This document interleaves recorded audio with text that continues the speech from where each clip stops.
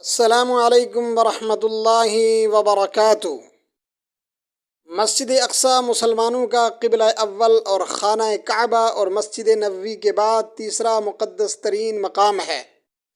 دوستو، اس سلسلے میں ہم آپ کے لیے بہترین اپڈیٹ تاریخی لے کر آئے ہیں۔ اگر آپ نے ہمارے چینل الانبر آفیشیل کو سبسکرائب نہیں کیا ہے تو ضرور سبسکرائب کر لیں۔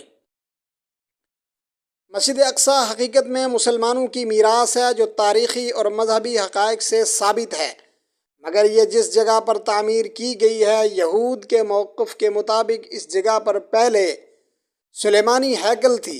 مسلمانوں کے یروشلم شہر پر قبضہ کرنے کے بعد یہ مسجد تعمیر کی گئی۔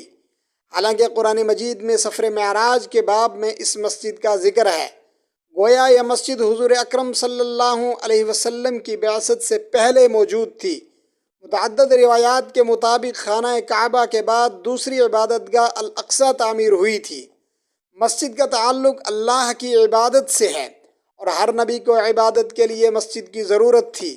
یہاں تک درست ہے کہ موجودہ دور میں اس مسجد کی معروف نسبت حضرت سلیمان علیہ السلام کے ساتھ ہے، حتیٰ کہ ایک روایت کے مطابق اس مسجد کو حضرت سلیمان علیہ السلام نے جنات سے تعمیر کرایا، لیکن اسے کلیاتاً ہیکل سلیمانی قرار دینا تاریخی اعتبار سے غلط ہے۔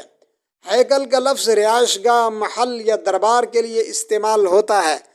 گمان غالب ہے کہ نبی اللہ سلیمان علیہ السلام نے اپنی رہائش کا حجرہ بھی مسجد میں ہی بنا رکھا ہو اور اپنے متبعین کا اجتماع بھی مسجد ہی میں کرتے ہوں، اس لحاظ سے اس مسجد کو ہیکل سلیمانی یعنی سلیمان علیہ السلام کا محل یا دربار کے نام سے منسوب کر دیا گیا ہو۔ حالانکہ یہ مسجد فی الواقع زمین پر دوسری تعمیر ہونے والی مسجد ہے۔ مقامی مسلمان اسے المسجد الاقصی یا حرم قدسی شریف، الحرم القدسی کہتے ہیں۔